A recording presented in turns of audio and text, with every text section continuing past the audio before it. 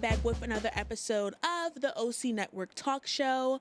On today's episode, we'll be celebrating Women's Month by talking about rich aunties, soft life, and the decision to be child-free. For today's episode, my phenomenal guests include Dior, MARYAM Muhammad, and DEIDRE. So give yourself a round of applause. Thank you so much for joining today's panel, and especially for joining virtually. Like, this is really exciting. I know work ended at 5 o'clock, and I'm just so happy that you guys had time to just hop on and share this space with me. So first and foremost, happy Women's Month. Hope everyone's enjoying it and you're celebrating it to your best abilities, however you would. And we'll start off with the first topic of rich aunties. So, is anyone on the panel an actual aunt? I am Miriam. I'm an aunt. Okay. And it looks like Deidre's also an aunt as well. How long have you guys been aunts for? Almost 30 years come May. How about you, Deidre? So my niece is 6 years, but like if you also count my friends' children, who I also call my nieces and nephews, it will be 9 years this year. Okay. So what does being an aunt mean to you guys? I got to give y'all back. I get to watch y'all and give it back. Oh goodness, what does it mean to me?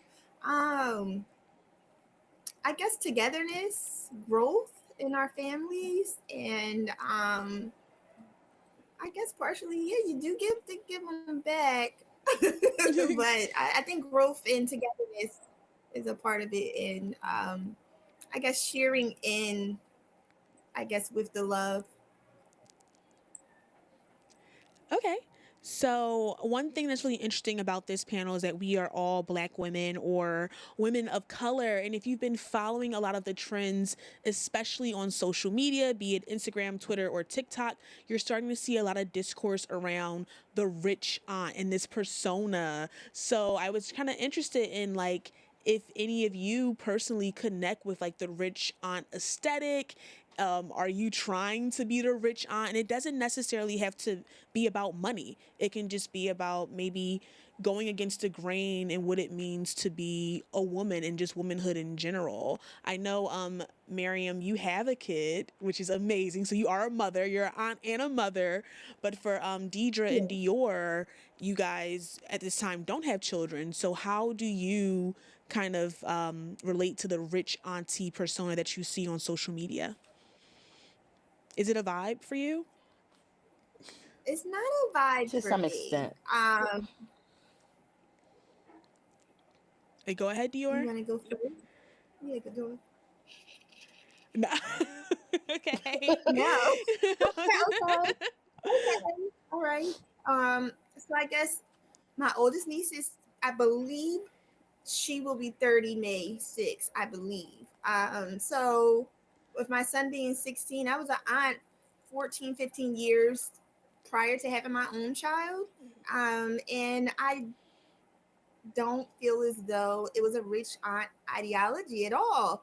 I don't connect with that. I enjoy having my nieces and nephews and taking them out, having little kid slumber parties, and just really being a part of their lives and their world. I don't want to be an absent aunt to any of them. And I, I mean, if they stay, they go. It doesn't really matter. Going is like, oh, they gotta leave. No one to talk to. But it's no big deal to create this fabulous lifestyle. And a lot of times, that persona isn't always the best to keep a person growing in humility. And that matters when you're raising children, because they may look at one person and think, oh, they have so many things. How come we don't have that in our household? Or, and it's kind of like these actual physical things isn't always a part of the heart. And I think the love and togetherness would be absent if you were a rich aunt. Sorry if I offend, but that's just how I see it. Does anyone feel differently? Like, I know Deidre, I saw you were kind of going to say something there. Yeah.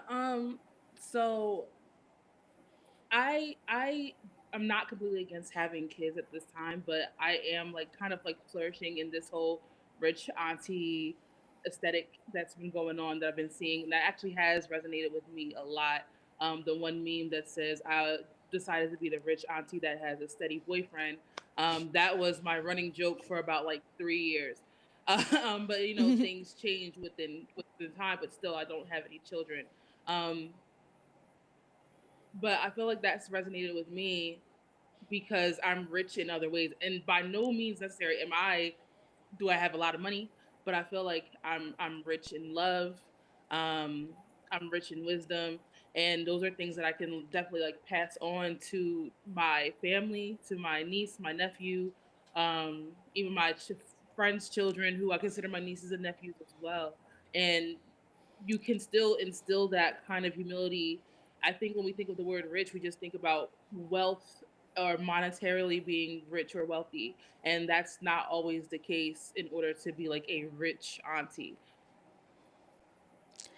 For sure. I I agree. I feel like when I'm tapping into like my rich auntie aesthetic, it's more so like, oh, I'm trying to introduce a way of being a woman that's outside of like maybe having children, especially because I know for Deidre, Dior, and myself, we are like at the end of our 20s, and this expectation of when are you going to start a different life. It usually means like when are you going to start a family, when are you going to settle down, and just showing that, hey, I'm still very much fulfilled and I can still be considered a role model without, having that family aspect. So I do kind of agree with Deidre, and like the richness for me is like I'm just showing you a different way of being a woman outside of like childbearing. And I'm not saying that I'm against it at all. Like I hope to one day be blessed to have children, but right now I feel like I'm just like the quirky like person who does her show, and like I go out to eat and I have a cat. Like this is also womanhood for me. Like that's kind of like the rich aunt aesthetic that I try to play into. And just also I think focusing, I guess you could say, on my career, but more so just on taking it day by day. I'm not sure if that like resonates with anyone, of just like this is a different form of like womanhood that we didn't really get to see maybe like in the 80s or the 90s. And my aunt is on here. Aunt Miriam is my actual aunt. I'm one of her nieces, and I just wanted to credit her. I just wanted to like kind of shout you out for being like definitely a role model for me to like just be a go-getter. And I feel like men is they're not always at like the center of your life, which is like great, but it's totally okay if like you want a man at the moment. I don't know, because I feel like sometimes when we talk about rich aunties or even like the single woman, we try to not talk about men. But if you are, heterosexual, it is what it is. Long story short, I feel like I went on a tangent, but having my aunt Miriam as my role model, it showed me that like, oh, women can be creative, women can be fun, women can go out, women can have like, a couple of boyfriends. And it's like, okay, it doesn't have to always be like, why aren't you married yet? Like, it doesn't have to always be that. So I that's but think I want the social. Oh, no, I see Dior. I'm I'm like sorry. Dior, come on. We see you, girl. Oh, Right. I think from the social media standpoint was what I was basing off of more so, because that persona that they're putting on social media and online of the rich auntie isn't really reflective in any kind of way. They walk in with a pillow doll and they're just like, "Hi, I just came back from Paris," which some aunts may really, but not the mass majority. Like, let's be real. However, that's the persona a lot of children do see, and will kind of you know, reflect on when they do go to their real biological or step aunts, or, their godmom. Like, they don't really think of it in that aspect. Social media, unfortunately, is devouring a lot of people's lives and hours and time, that we just see these people that are our neighbors, are people around the corner, next state over, and we just assume that their lives are real because we can make those videos just as much as they can. They're not television HBO people. You know what I'm saying? So I was coming from that standpoint. Um, but yes, I enjoy being an aunt. I think I answered that question already.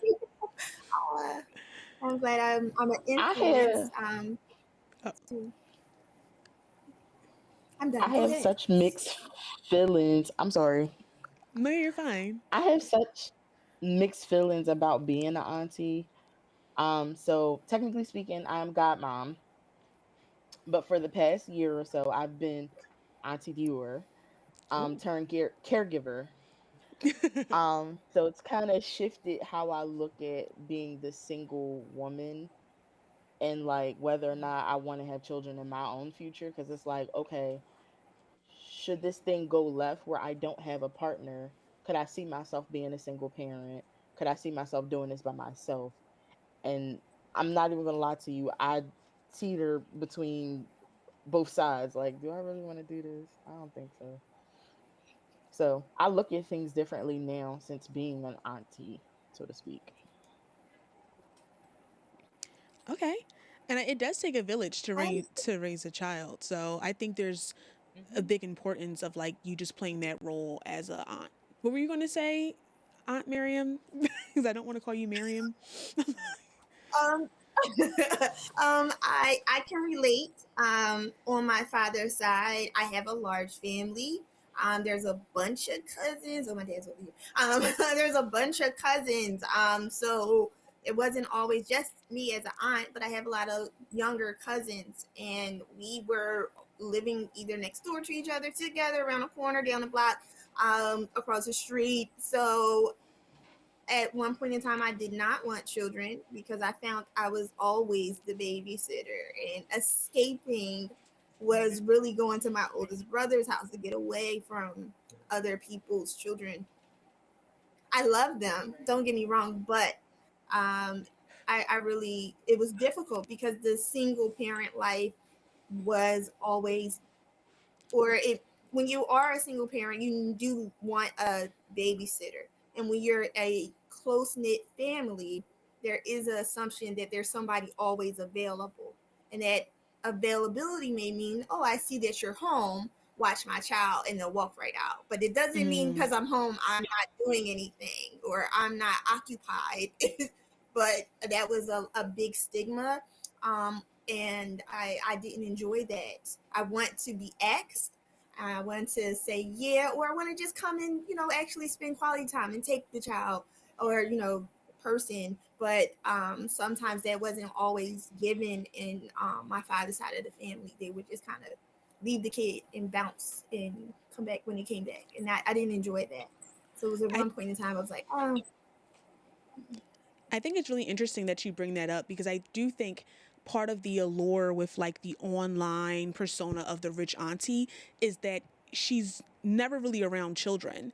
You know, it's this allure of like she gets to travel, she gets to be fabulous. Whereas what you're speaking to, which is, I think a lot of people have that experience of like, hey, I'm like maybe this sister that doesn't have children, and just because I'm around, I'm just kind of designated to be like the guardian because I'm around or because I'm single, or even if you can speak into not the stigma, but like you said, the assumption of because I don't have children of my own, I just have all this free time. Like it's, I think that's what makes the rich auntie so interesting to me is that she's a busy woman. She really doesn't have time to be like at home looking after your children, and she's something to aspire to, and that she's constantly busy, she's constantly fabulous, all this fashion. I don't know, like it's, do you think, I don't know, could you speak to just like you said, that assumption that because I don't have children, I'm just kind of like free to just take care of your kids, or not take care, but I'm just always around to. yeah, that is, I think, the idea that you don't have any children, so you, and oh gosh, if you don't have any children plus you're working, you have to have money, time, and freedom to do something for somebody else's child or their responsibility. And it takes away from your bigger goal. So it's kind of like, oh, I'm going to ask Aunt so and so can she watch my child because she ain't got none, so she ain't doing nothing, so I'm gonna just leave them.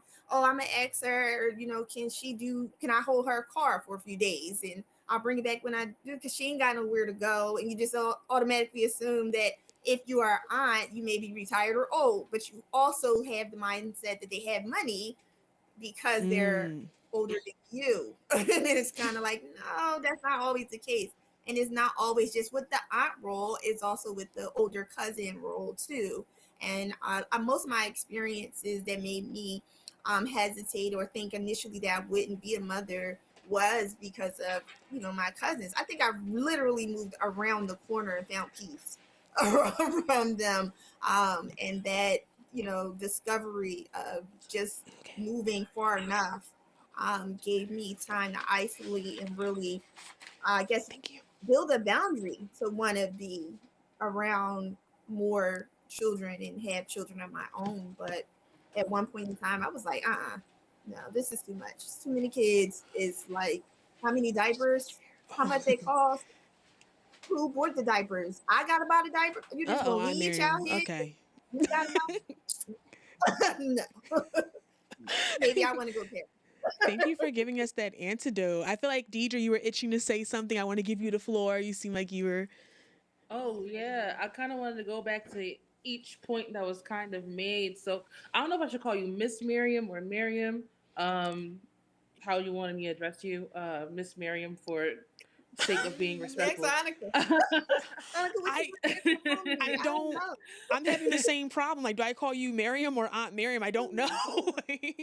Right. I I don't feel know. like for me, especially You when can it comes call to me. like black women who are older than me, I always have to address you as like Miss to give you some like kind of salutation or something. I that's just a me thing. But back to kind of what Miss Miriam said a bit earlier about how social media kind of has skewed how we perceive being the rich auntie and going to Paris, Turks and Caicos, and all of that. That really does have a big impact on how I guess people do view the rich auntie. If she has time to go to these places, she got time to watch my kids, or she got money on my kids. And I think that ties into me like me just being an auntie right now, or just have making the choice to not have kids right in this moment of time. It really allows me to be a bit more selfish, allowing myself more time to do things for myself because I don't have a little one to necessarily be responsible for. Um, and also back to what Dior has said about whether or not you do want to have kids, because like you're seeing everybody else have children, and it can get difficult. It is difficult, even if you do come from a two-parent household. It's a bit difficult. And I watch family friends like struggle on a not struggle, but like sometimes have difficulties. Um, frequently when it comes to parenting their children, it's like, well, do I want that for myself at this point in time? And I hope, knock on wood, that I can make it out of my 20s without becoming a mom. You and But I something both, that girl. kind of has eased, okay, but something that kind of has eased my decision to like have kids in the future is the fact that I have a very active partner, and Okay, come through, that kind of active makes it a bit partner. easier for me. Yeah, he cool or whatever. Uh, but that kind of makes the decision a lot more easier to make. But if I actually told him the other day, like if it's not you, like I'm dead ass not having no kids, and I'll honestly just stay an auntie. I feel like that's fair. That's fair. Oh, Aunt Miriam, Yeah. why you say oh? Because that's so sweet and enduring to say, listen, it's you and I, like, we in this together. Mm-hmm. Or I don't want nobody else. And Yeah, it's really, that's a heavy we comment. locked in at this point. I felt it. Oh, Oh. not us loving each other. Okay, I feel like this is a No, I great love that for segue. her. This is a great I segue love that in. for her. I do. I love it for you. Maybe into the decision Thank to you. possibly be child free. And I wanted to kind of give a little bit of like insight on. I know if you've been following everything that's happening with like the abortion ban or just reading some of the statistics with like women who are choosing to either not have children or wait later in life. I think we all have friends that have kids, but I will say out of like maybe like my college group of friends, a lot of us still do not have children. And I want to get you guys' opinion on it. I guess I'll start with Dior since you've kind of subtly told us like maybe you are leaning more towards being child free. How did you get to that decision, if that is your decision, or what have you been thinking about? What have you been reading to kind of lead you that way? Part of it is experience, and then the other side of it is just being on TikTok. I don't know what it is, but I have to stay away from TikTok. I feel like each day I see something or it's in my face that pretty much pushes the fact that marriage and motherhood is somehow trash. Mm, So I've been seeing, and it's like, oh my gosh, like I wanted these things as I was growing up. I wanted these things coming into my 20s, and now that I'm pushing 30, I'm like, oh, do I really want that? Like I don't know. I think society has made us feel like, okay, society has valued, women who have children over women who don't. And that's why I thought about it like, oh, I'm supposed to do these things. I'm supposed to be a mom at this age, right? I'm supposed to have the house, husband, and kids. Like, but now that I'm growing older, I'm like, I don't know if I don't know about this. Does that mm-hmm. mean I can't see, more than 10 clients in a week because I gotta take my child to ballet practice, or I have to pick and choose when I get to see my friends if they don't have children. I get to pick and choose when I'm gonna travel. I don't know if I would be ready to do that. Okay, I think that's fair. I feel like for my friends who had children maybe a little early or while we were still young, I do remember I guess maybe subconsciously choosing not to be as close because I felt like I just couldn't relate. Like I've always like maybe envied a lot of the girls that I know who were able to step into like that godmother role for like their friends' children, and I was always kind of like resistant to that because I just thought like it's me. Like, who, why would I be a godmom? Like, look at me. Like, I'm a mess. But now that I'm getting a little older, I'm starting to think more critically about my ability to even produce life, I guess, or bring life into the world. So it's different. Like, yeah, at the end of my 20s, I'm just thinking a bit more consciously about it. But I know Aunt Miriam, not to put you on blast, I know we've had like some personal conversations where you knew for a fact like I wanted to have kids. I was ready to have kids at like 25. Could you speak to like how you even got there? Like did you think you'd be a mom or was it something that you kind of grew into as well? Wanting children. Um, I, I think when I was probably like 21, I didn't think I'd have any kids. But when I probably got around 22, I'm wrapping up my college year. I was in love. I thought that I wanted to have kids, and I had these emotions that seemingly were so strong that I was like, I want to have a baby. It was like the second sentence in my paragraph for no apparent reason. It was just like a random share that I would just say to people all the time. And I just seemed like I would have dreams about it, just dreams about, mothering. It just overwhelmed me, the feelings of it all more than anything else.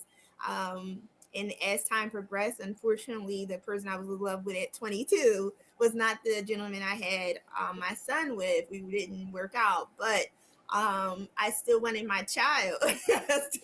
I definitely still wanted my child, and I still want other children, but only time will tell. Nevertheless, I think it was more the emotion that took over me to, I guess, really make this conquest real life.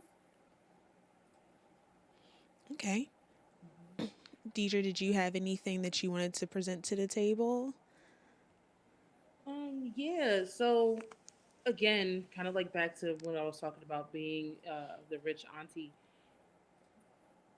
I do want to have kids. I know who I want to have my kids with, but like sometimes the thought of like childbirth, childbearing can be a bit scary for me. Also, Same. again, the idea of I want to be selfish. See, I want to be selfish with my time.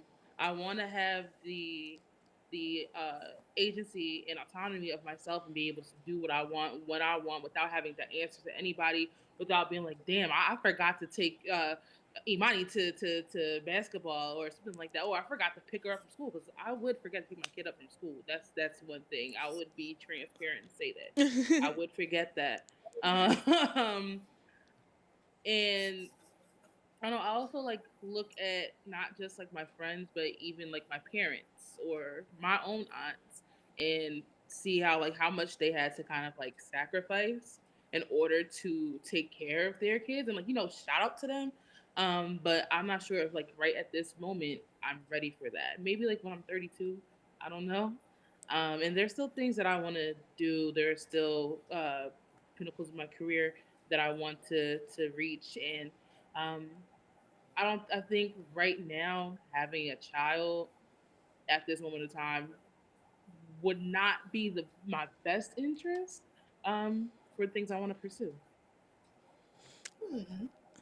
I hear that. I feel like I often, when I go back and forth and flirt with the idea of being child free, I always kind of think about how it seems a little unfair. Granted, this is just like biology, but like my body's going to change so much. And then like this guy gets to, what changes for him? Like, I don't, it's just a level of like unfairness that I know I can't really control. But it's maybe Aunt Miriam. I keep coming back to you because you do have a kid. But when you got pregnant, is that when you were like, okay, I'm a mom, or was it like when you actually birthed your kid that you're like, I'm a mom? Like, when I did you think have when to I start got changing your pregnant more life? so. Okay. When I got pregnant, yeah, when I got pregnant, I did go the marriage life first. I didn't really think of the sacrifices. Oh God, where were you all when I was that age? But I didn't think of the sacrifices when I was interested in mothering. But I did go through the marriage part, and I had a lot of changes that went on in my life early on. Even with the pregnancy early on, I had a lot of nausea with my son. So that changed a lot in my world. Getting to you know, my job, it was like if I walk down the street, will I throw up at the corner? If I get driven to work, I didn't even have my license at that time, but if I drive to work, will I throw up while the car is moving? It was like motion sickness, nausea. But I also had this Mayo Clinic book. My sister Dana gave to me early on when I first told her that I was pregnant. And I read this book, and it told more so, I guess, of the neurology side of carrying a fetus and what you can really do to ensure a healthy baby, not just physically, but also from the psychological standpoint. Reading to them because they can hear at a certain part, and eating certain foods was, of course, important, but it was also a lot of different things in there. So I wanted to create, I guess I call it a brainchild because of the book, but just really wanted to see what it was that I can do to ensure that, I guess, I'm growing membranes while he's in my stomach. And so I would read to him all the time. And his dad would put like earphones on my stomach to see if he could hear the music and what he would do. So it was a few different things that I did differently. I didn't really eat, I guess, bad foods, but I didn't eat cheesesteaks like I like at the time that I was pregnant. And um, I ate more fruit, you know, try to drink more milk, but I really don't like it. But I tried to drink more milk. He didn't like it either. But it really started from the womb for me when it came to mothering. But I think it also could have depended on me wanting him more. Because I have girlfriends who became mothers while we were in high school, after high school, while they were in college, and they didn't, I guess, look at it that way or invest that kind of time while their child was in the womb. But to each his own is a real heavy sentence. Like, you really, everybody is going to do their pregnancy and their mothering differently. And I guess what they wanted to do wasn't my perspective in any kind of way. And I remember, growing up when I was in high school, the academy I went to, I was the only Muslim there, so my lifestyle was already a lot different than theirs. So it was kind of like literally a grain of salt on the differences of what they were doing and going through with their children. Um, and I guess with their pregnancy. But I honestly would say I think it started from the womb with me for sure. Probably when I started having dreams, I was probably shifting lifestyles for him and trying to save money in advance. So like, what can I do to make sure? I did think that when it came to like the travel aspect, that as a married woman I would travel more, we would take our child with us. But I think that's also something to consider with your partner. I might have had a lot of ideas in my mind that wasn't in his mind, and we really didn't communicate to each other our views, and that's a big thing. So I would say, I wanted a whole lot of different things. I didn't all get them all, but I definitely got the child that I thought I would see in my dreams come true. And I think that was the biggest of the picture, and I enjoyed it. I think it's really great that you brought up like just not being on the same page possibly with the person that you had your child with. I wanted to kind of take it back to Dior because you mentioned like you're on TikTok, you're seeing these videos about like I guess marriage and childbearing being trash. Do you think just like kind of the men that are existing right now, and I'm not sure if you guys have been following, like apparently this generation is like the most loneliest men. I don't know. Roland's my I didn't know producer. I that. would ask Roland's opinion, but I don't want to bring Roland in. But do you think that has like maybe an effect on why you're choosing to possibly be child free? Just the men of today are just they're not worth really giving that gift to, possibly, allegedly. I would say yes, only because I feel like I'm seeing a huge lack of teamwork. Just to drive it home a little bit, when it comes to having a child and realizing, like, okay, this is somebody that's coming out of my body. Like, I have to carry, this child. But then to take it a step further, a fun fact, I work for a DHS funded program, and I found out that youth who are in foster care, your mom is actually the one who has the DHS number.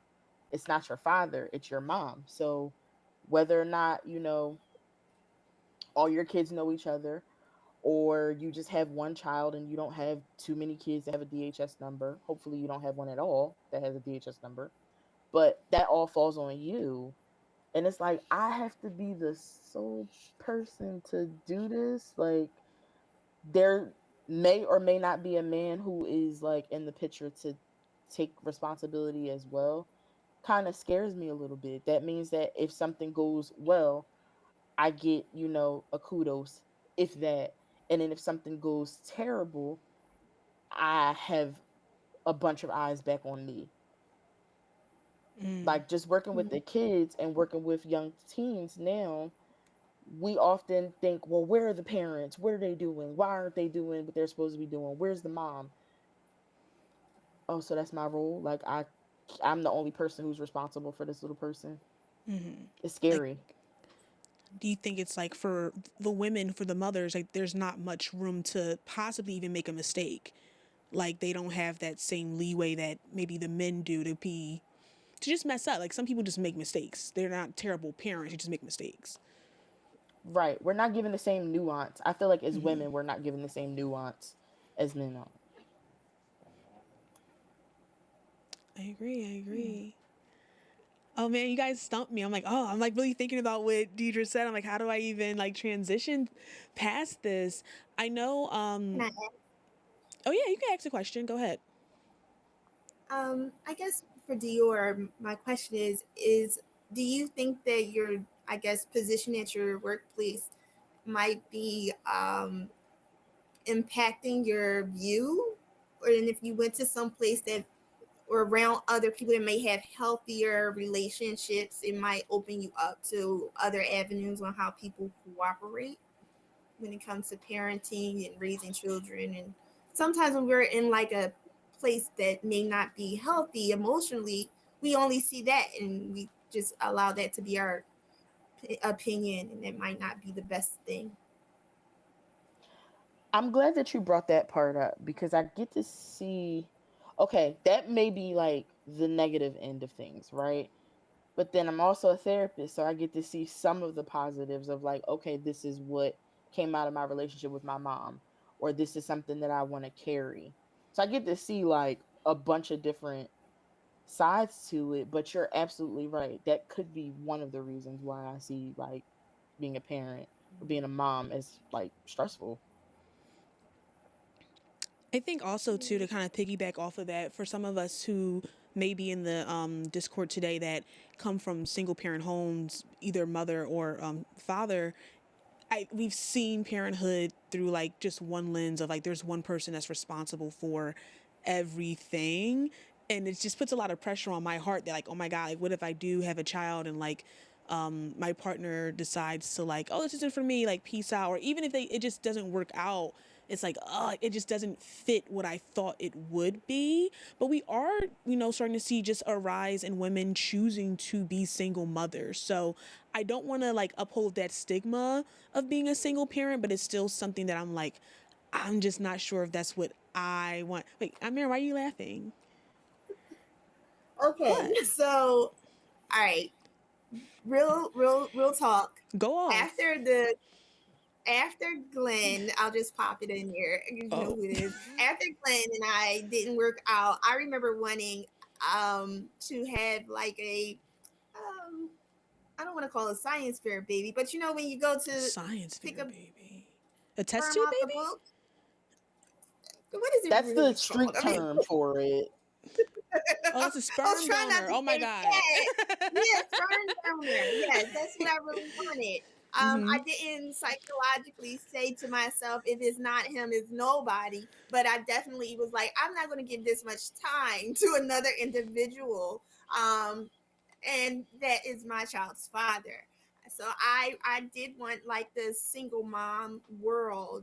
I think I ended up married because of religious communications. I want to say that it was backed by anything in the Quran or anything like that, but I do remember saying this to someone at the masjid, like, yeah, I'm gonna have me a baby and I'm gonna pick it out of a book and go that way, the test tube way. And they were, oh no, that's bid'ah, you can't do that. You have to have a husband, you have to get married, and it was like pressure, pressure, pressure. And I mean, there are some people who do go that way, but they are already married, and there's something wrong, physically with the other person for them to have a third option. However, for me, I didn't have that ideology, so I got married to fulfill, I guess, the pressure. Um, but that wasn't what I wanted, to be completely honest, since we're on air. You didn't want to Get have off a my baby the chest. old fashioned way? The manual way, I guess? I wanted to have a baby the old fashioned way with my Oh, with. whoever I was with when I was Yeah. 22, 15 years old, 16-year-old. Him, I wanted a baby with him. However, he wasn't ready and we weren't working out at that time. So I was just like, well, I don't really want to start brand new with someone else, but I want a child. So I thought I would Mm-hmm. just go pick a pick somebody out of a book and bingo bango, I had my baby. We be out, we do what we gonna do, and live our little lives.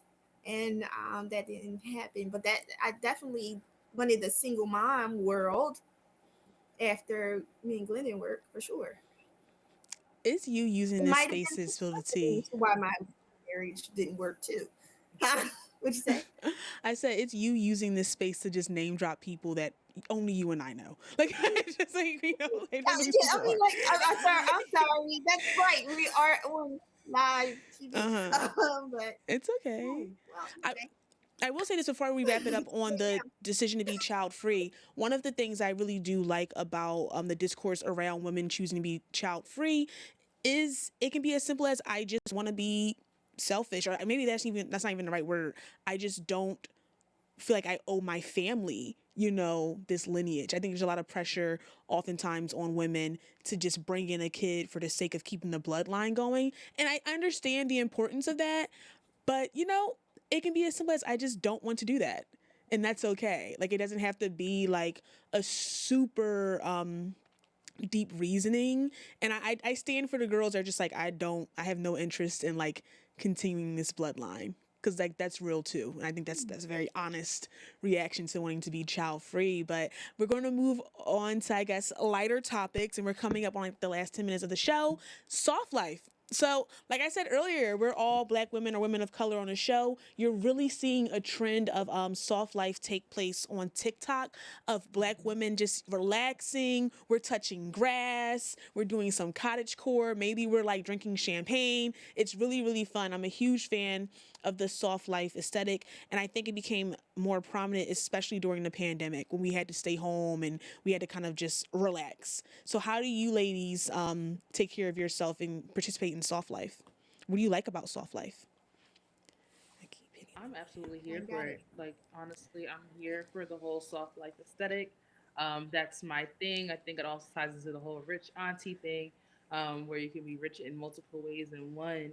And definitely with like the pandemic, that's helped me like do more like self care. I did like a whole self care Sunday type of thing during the pandemic, even like after, which is like I would just like probably go read a book at the park or something like that.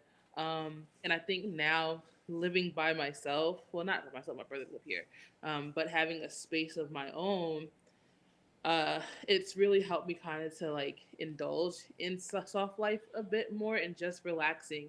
And I think because we are black women, that's why I love it even more, because I feel like black women have like just carried so much on our backs. We have had to carry the plight and burden of other people, and like it's like this idea that we just have to be strong at all times. Well, I don't want to be strong at all times. I was just telling my daddy the other day, I'm a dainty woman. I deserve to be treated as yes. such. For And I sure. think exactly, and I think making sure or ensuring that parts of my life do stay soft makes me like embrace that more.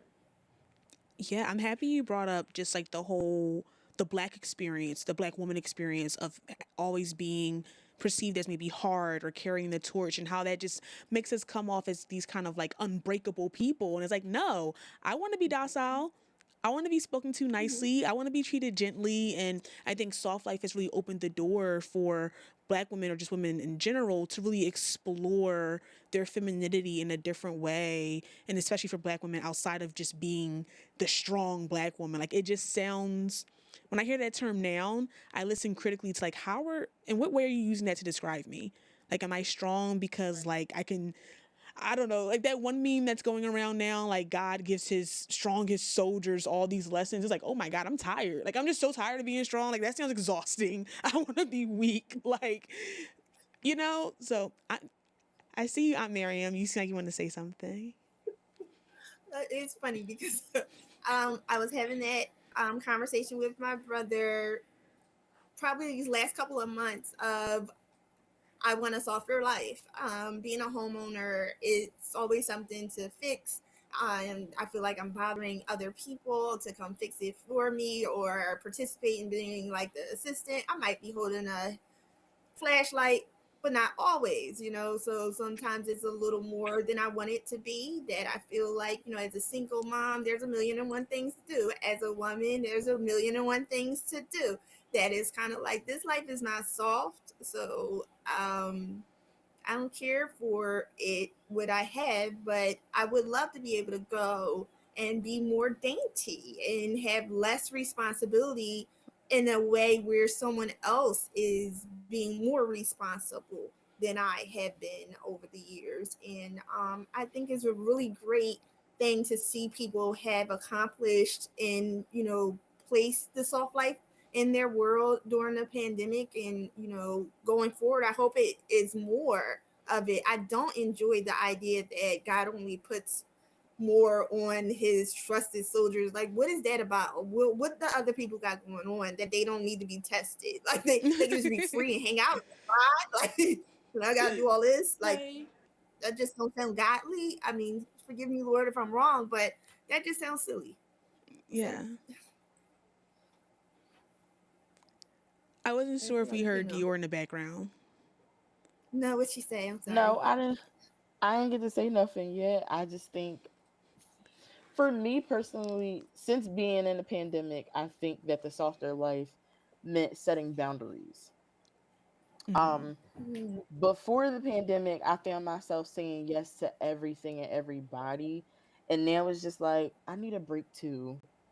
I need a moment to mm, kind of sit down and think about what's next for myself. Like the softer life just meant that I was able to accept what I had going on and Mm-hmm. to create a path for what's next. I've done so many things to create this soft life for myself that it's like, okay, who's responsible for, acquiring a soft life? Is it me or is it other people around me? And it's Yeah. me. And like setting those boundaries with mhm, other folks is how you really get that life. I know something that I try to do in my soft life is like I just I started putting my phone on do not disturb, and it took me a long time to even do that because I'm like, well, what if someone needs me? And I think that just plays into like my I always feel like I have to fix something, and I started to think deeply about like there's some things I just can't fix because like it's not even my problem. Like, why am I making myself available to so many people and like thinking critically about how I feel drained all the time because I'm always helping someone else or I'm just too available. It's like I actually don't want to be available like that anymore. Yeah. Oh, sorry. Now that I'm on the screen, I'm like distracted. That's just me. But that's how I like play into soft life myself, and I really do hope it continues. And I know Dior as a therapist, do you see like soft life being taken more seriously, even in the clinical world? Yeah. Yeah. Definitely with my female clients, a lot of them have opened up.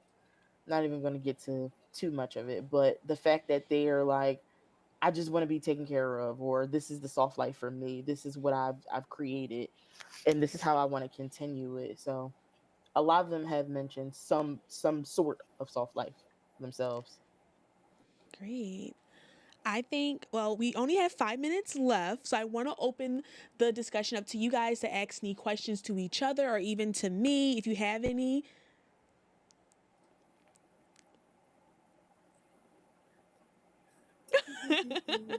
So, as Black women, we just came out of Black History Month, and we're about to actually wrap up Women's History Month. So, what are some things that you guys are doing for yourself as Black women to feel kind of like celebrated during this time? Ooh. I self-identify as Native American more so. So for me, just really clarifying, I guess, that part and talking about the Native American, I guess, history, her story, his story, and just really sharing out the knowledge of what it is to be a woman itself. Um, and I'm a business owner, so right now I'm been really just dedicating to working with women-owned businesses more this year than usual, and just talking to them and empowering them and making sure like I say something to them like, "Hey, I didn't see you share your thing. Did you do it yet?" And those kind of things are important because we have so many hats to wear as ladies that we forget about our work when it comes to having a business and being just, I guess, a solopreneur and just kind of vibing with each other and building ourselves up that way as business women.